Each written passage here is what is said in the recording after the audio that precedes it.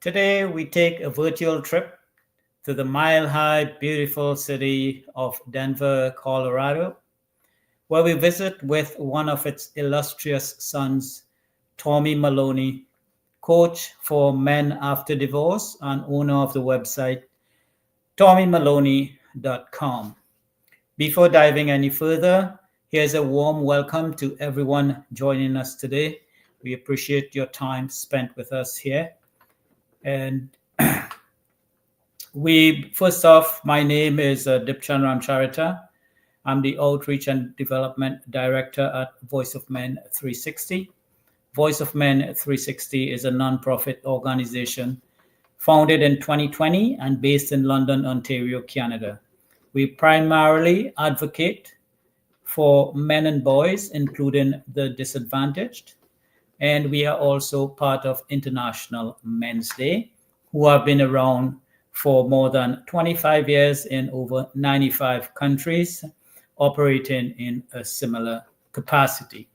Behind the scenes and at the controls is our tireless president, Sivam Valautam, keeping things flowing smoothly. So before we get to Tommy, I'm just going to read out our disclaimer. We would like to remind everyone that Voice of Men 360's mission is always delivered in good faith with the intent of peaceful harmony to all. The views and opinions shared by the participants are their own and do not necessarily reflect those of Voice of Men 360. Please note that our content is not a substitute for professional, medical, or therapeutic advice. If you're struggling with personal challenges, we strongly encourage you to reach out to the qualified expert. For questions or concerns about today's episode or any Voice of Men 360 content, please visit us, email us at info@voiceofmen360.org. Again, our email address is info@voiceofmen360.org. Now on with the show, and a warm, hearty welcome to our esteemed guest, Tommy. Tommy, can you first of all introduce yourself with a sort of a brief background of who you are? Tommy, take it away. Well, first of all, thank you, Dipchand. Thank you, Voices of Men 360, for allowing me to be here. Hi, everybody around the world. My name's Tommy Maloney. I am a coach for dads that have gone through divorce or are starting to be a part of a blended family. As Dipchand was saying, I live north of Denver, Colorado, and I am just grateful to be here tonight for hopefully bringing some value to you, and looking forward to our conversation tonight, Dipchand. Yeah, well, thank you, Tommy. This promises to be a fantastic show. I'm sure the audience is looking forward to your opinion and your much valued opinion on an array of subjects that pertains primarily to men and boys, but pretty much for everybody, everybody around. So let's get started. Now, one of the things that isn't spoken about too often, but especially in today's world, is the topic of blended family. So let's start off with a question regarding that. And so here goes. Many dads navigating divorce and co-parenting are part of blended families or step families, as some prefer to call it. What strategies have you found effective in building strong, loving relationships with stepchildren, and also navigating the complexities of blended family dynamics? Well, one of the things is the labeling. And let me just start off by saying everything I'm about to say, this worked for our family, and it might not work for your family, but again, this is what we were able to build, in my opinion, a successful blended family. And the first thing is we removed the labeling of step, because we go back, Dipchand, to even Disney, for example, the Wicked Stepmother, or in movies, you have the wicked stepfather. And the one thing we eliminated was the word step. And if those in the audience are familiar with the TV show back from the 70s, which I am aging myself, and I do have a lot of gray hair to acknowledge that I'm a little bit wiser, not older. The TV show, the Brady Bunch, and there was an episode where Mrs. Brady said to Peter, "The only steps in this house lead upstairs." And so, like I said, Dipchand, we removed that label of step and replaced it with bonus, only because it sounded positive and it sounded a little bit more loving than the world of step. The other thing I would mention is, as men, we like to come into a relationship and lay down the law and say it's my way or the highway. In those situations, you're not going to earn trust. You're not going to earn any communication through your potential bonus children by you coming in and saying it's your way, and not listening to anybody. The other thing that we did was, all three of our kids, and they're now grown adults now, but was to be involved with their extracurricular activities. And that meant showing up, and that meant rooting on. If it was musical theater, if it was gymnastics, if it was ice hockey, we all participated. We all rooted on each other as a family, as one unit. And so, like I said, Dipchand, the biggest thing for a blended family is to let the relationships grow organically. I look at my relationship with my bonus dad, and that's how he did it. He came into my life not by telling me it was going to be, here are the rules, here's how we're going to run things in this household. It was, he let me be me, and because of that, I have a great relationship with him, even to this day. Excellent. And as you said, it works for you. It may not work for everybody, but I have to also add that it sounds like a very good template to people out there in similar situations to adopt some of the things that you suggest. So thank you for that very sort of inspirational take on blended families. Now let's move on to dads who've already been through a divorce. So, for a dad who's already been through a negative outcome in divorce, how does he navigate the journey of healing and rebuilding? Yeah, that's a, because every situation is different, Dipchand, and you're going to hear, and your buddy's probably going through that divorce right now, where lawyers are involved.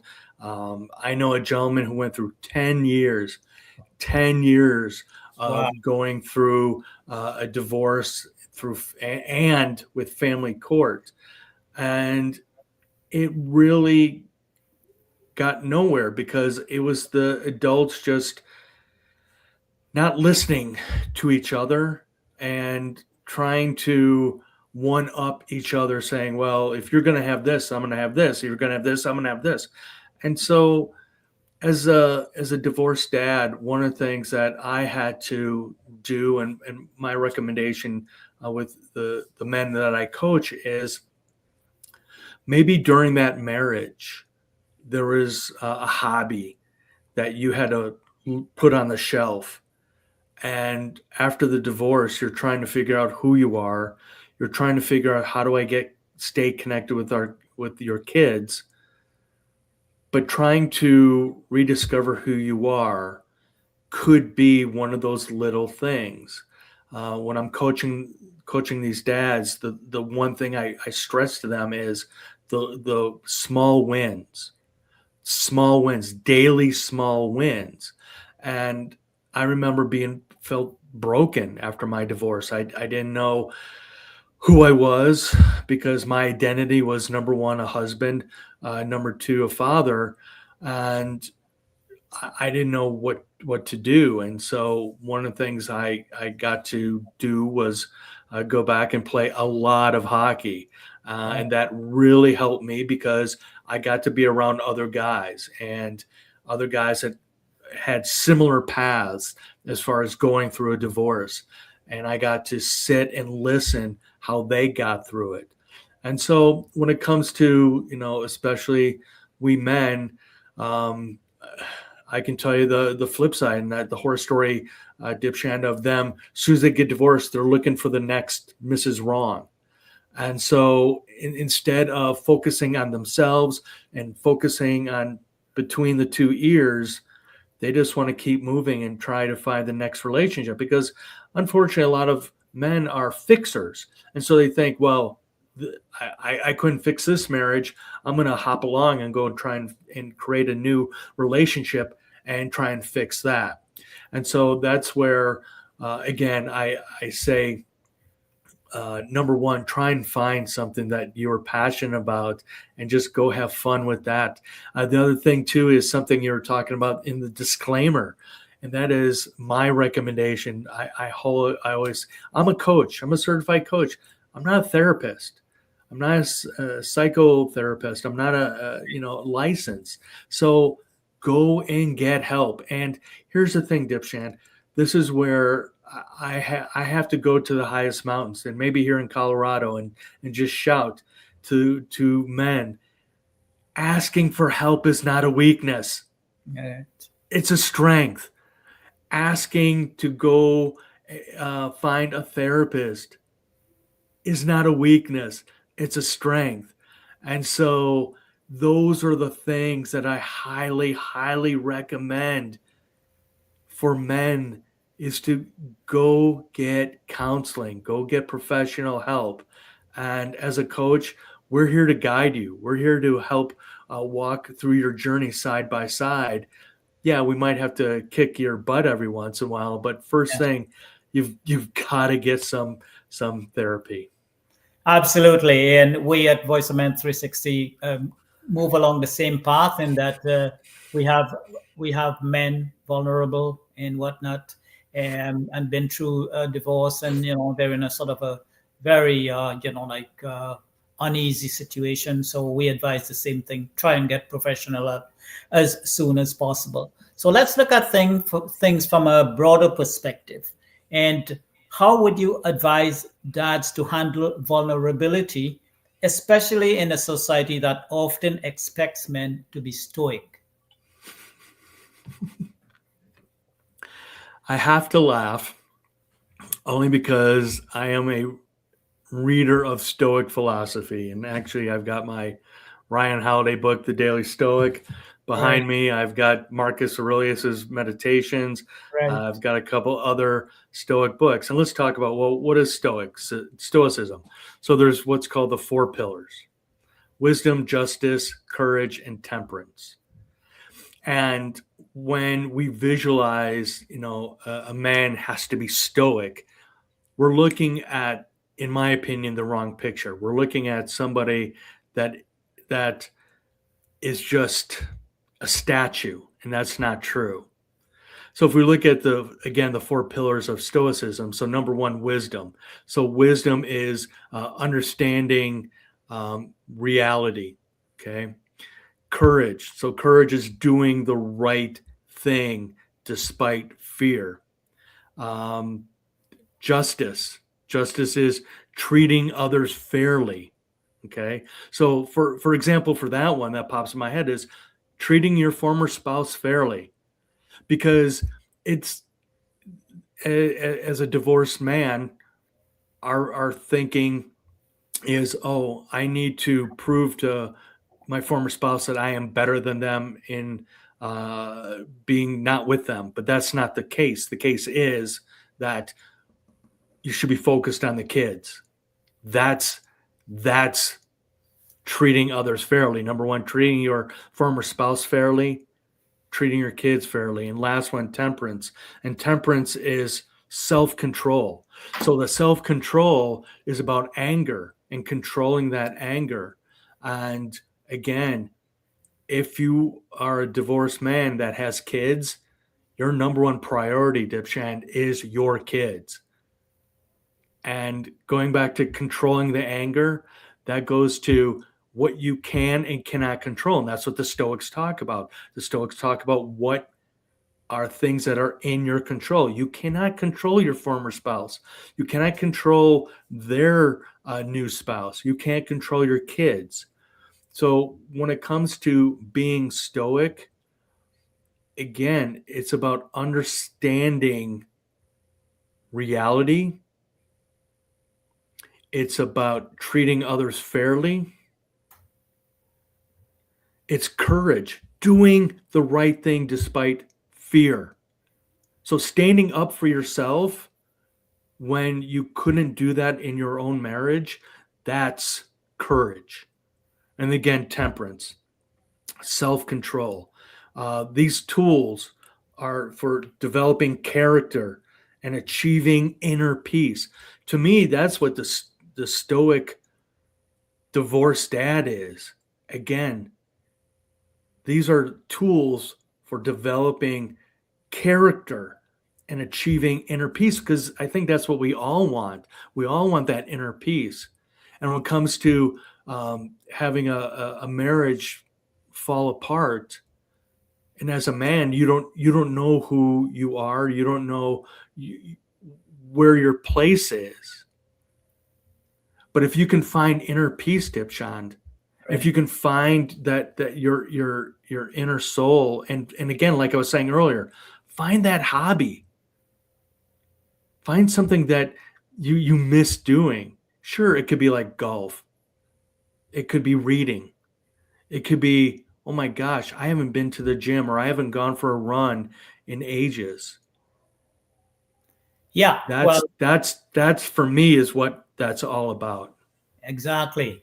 And Stoicism does indeed impart, like these, and encourage these wonderful values that, like the family court, which it's a different topic for a different day. But one one thing that comes out of it, I think that everybody can agree on, is at the end of the day, when there's adversity in relationships, you put the interests of the children first. So that's a very good sort of thing to live by.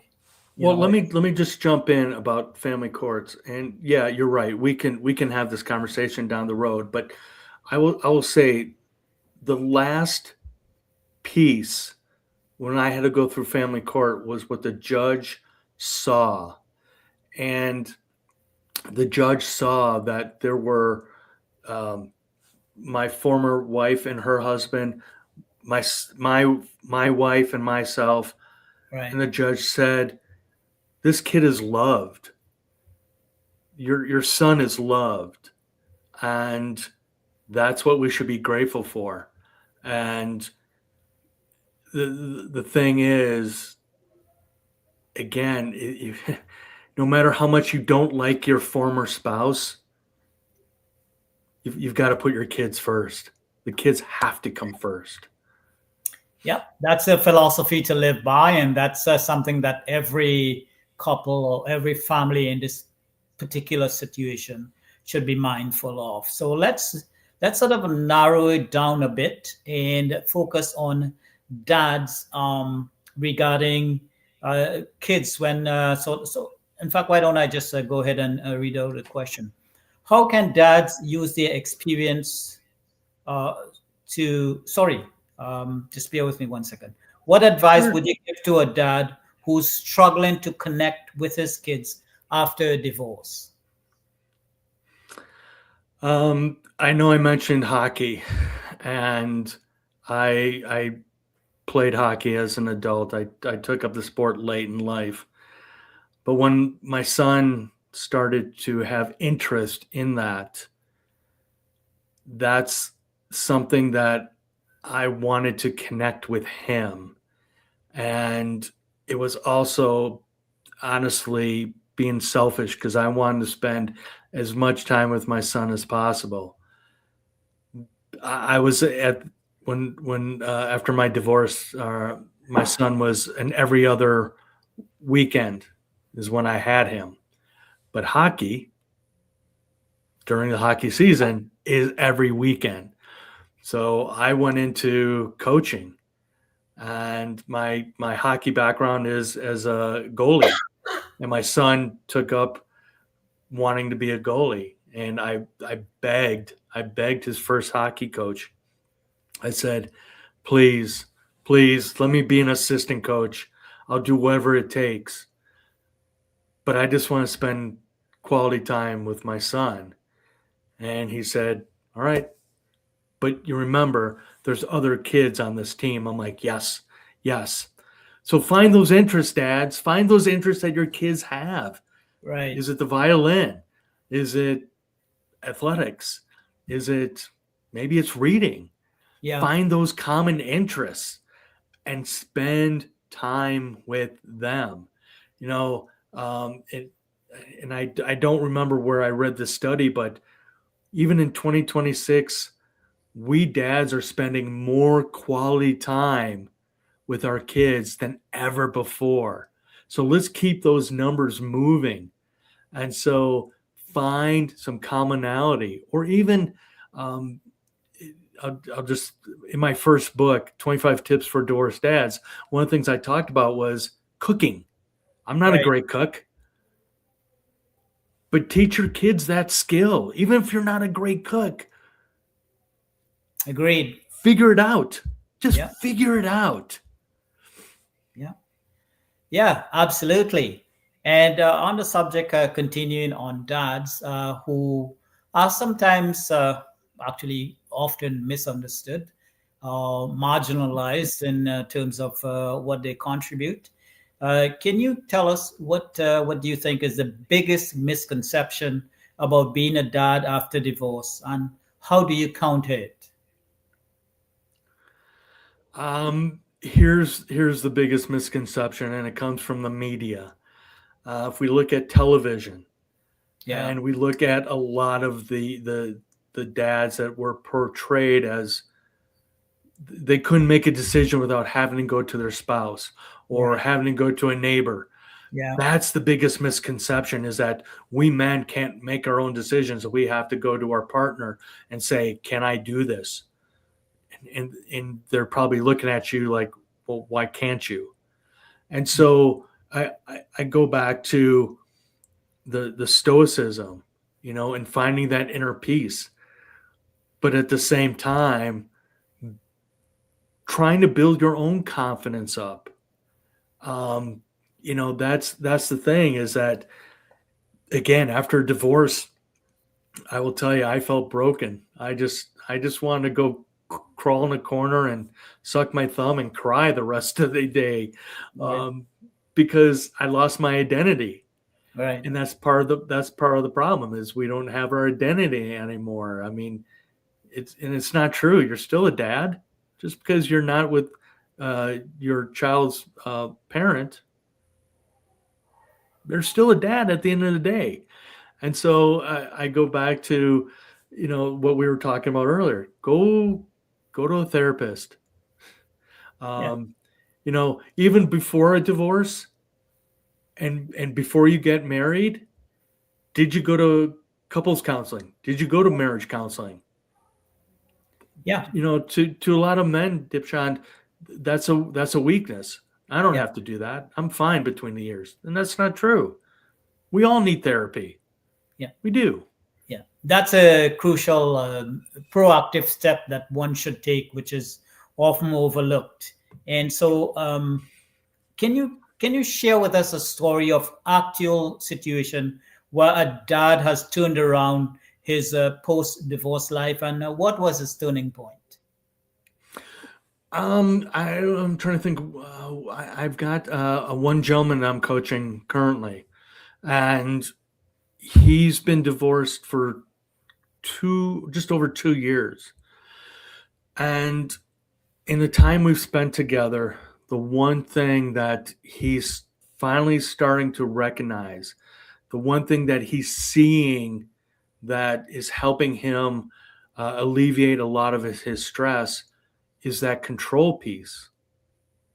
Controlling our former spouse, and somehow through Jedi mind trick, making them do what you want them to do. Well, it's like having a 2-year-old child. They're not going to listen to you. And so releasing that control, that's where he is really starting to flourish.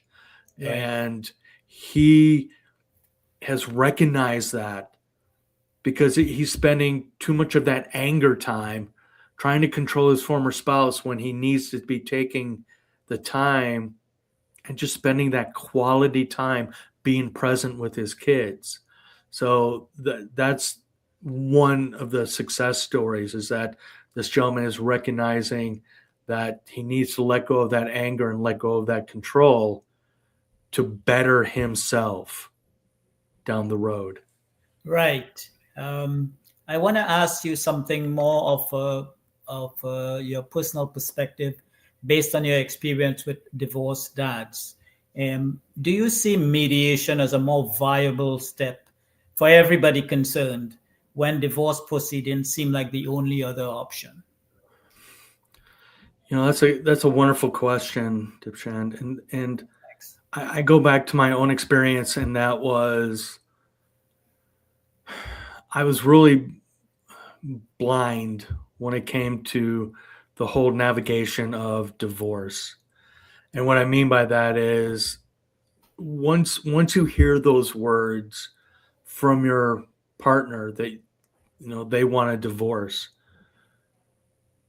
it's like you're trying to breathe again. You're trying to grasp for air. And so if I could do it all over again, I definitely would have looked at mediation, but I would also, again, that's another episode talking about family court.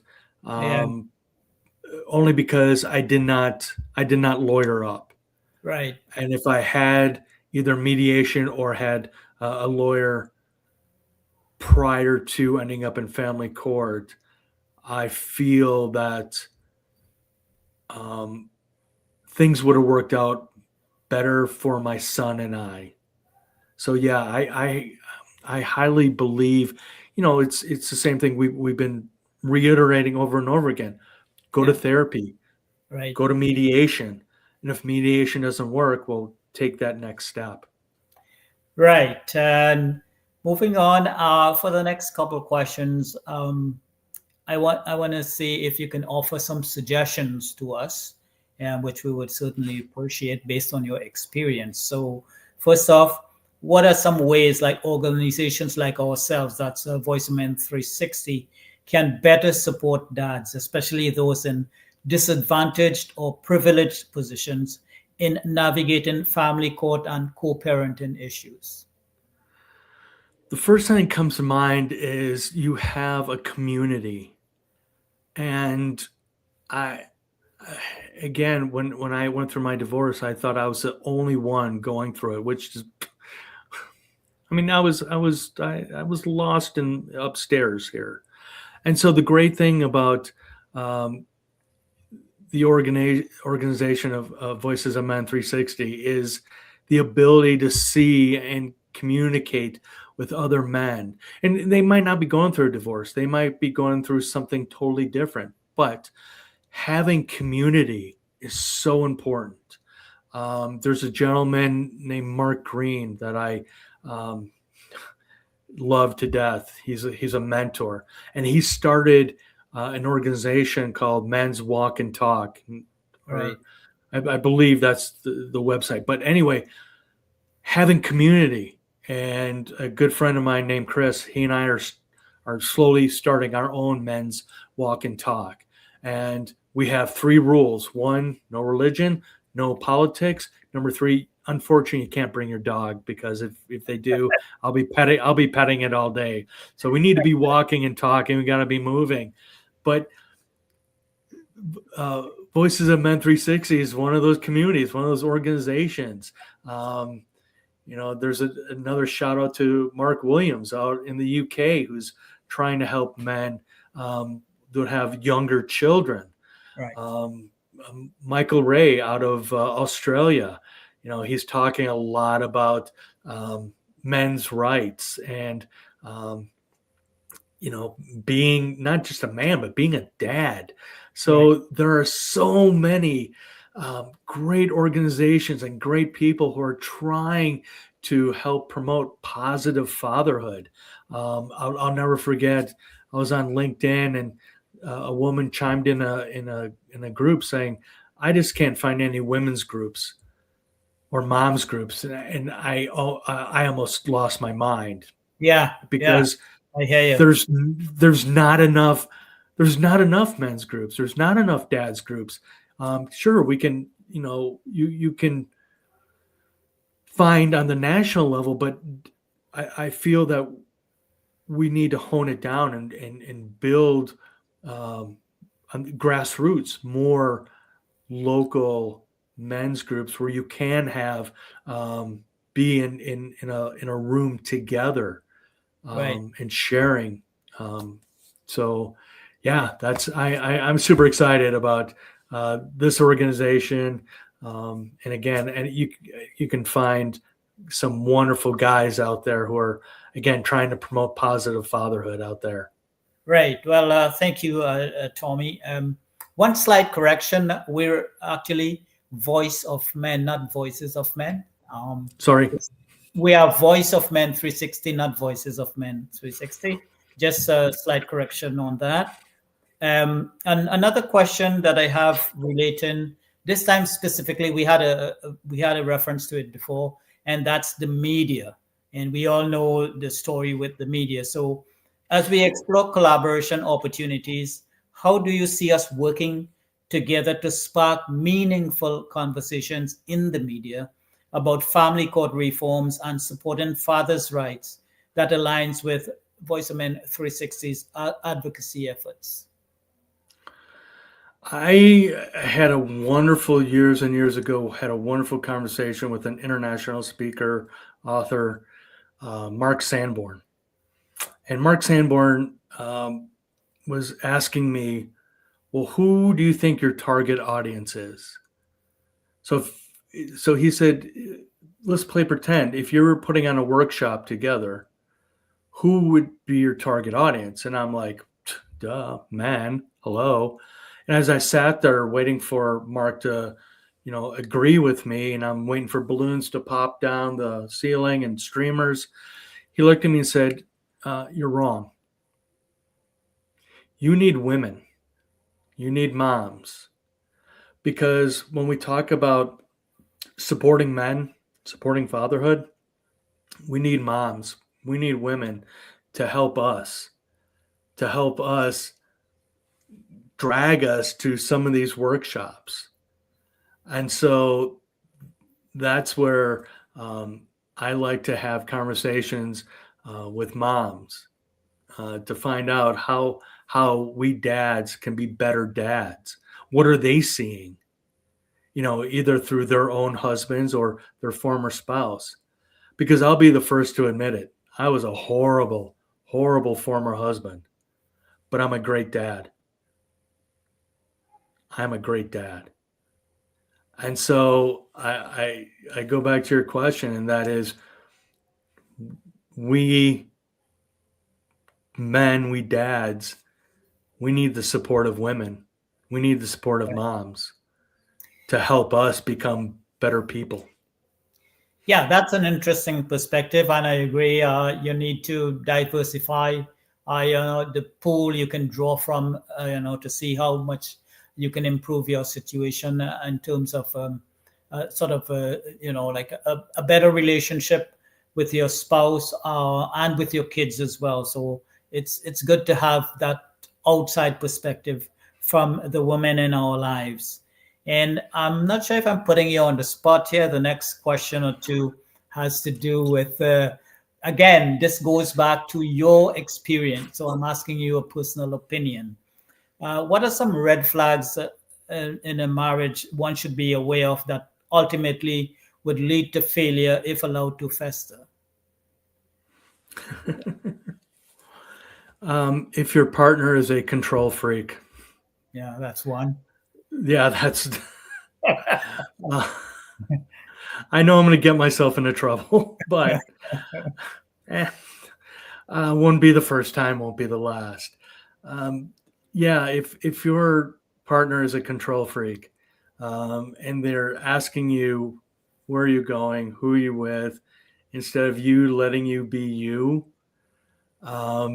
that's probably one of the biggest red flags, in my opinion, is that controlling nature.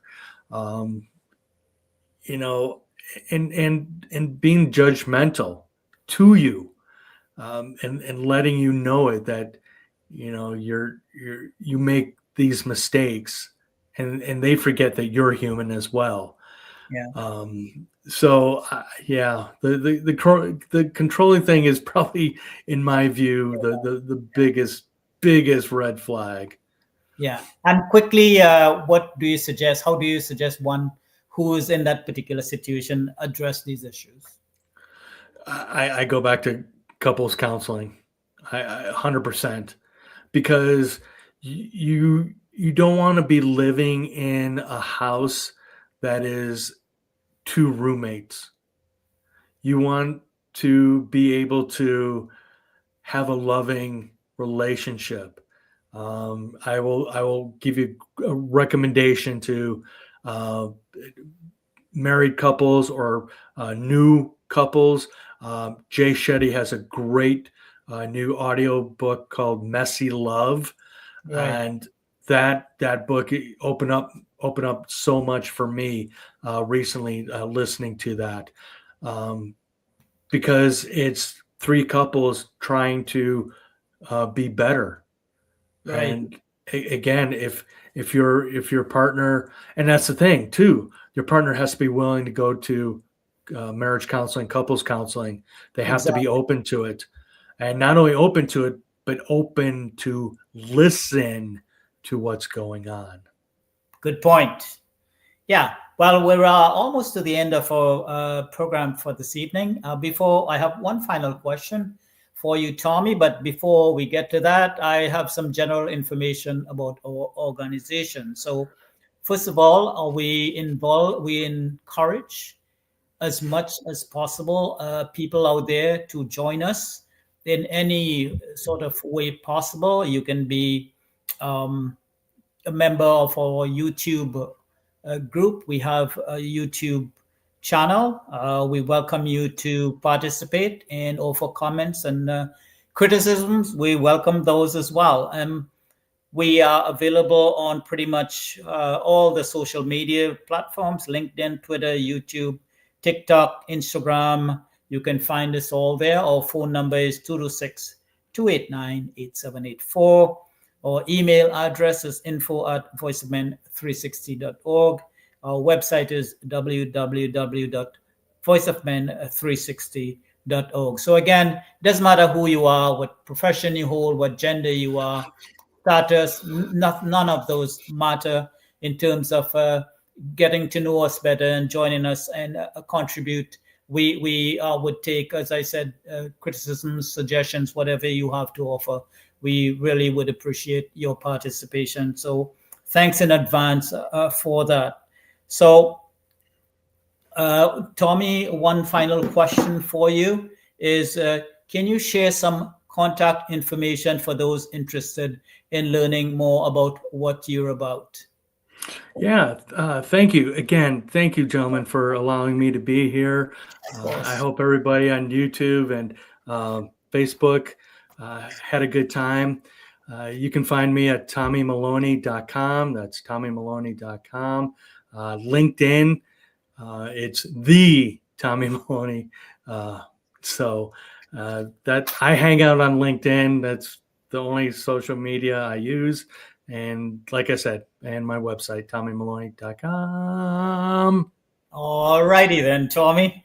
Well, here we are, folks. We're pretty much at the end of our podcast for today. Massive thanks to everyone who joined us. We absolutely appreciate the time you've spent with us.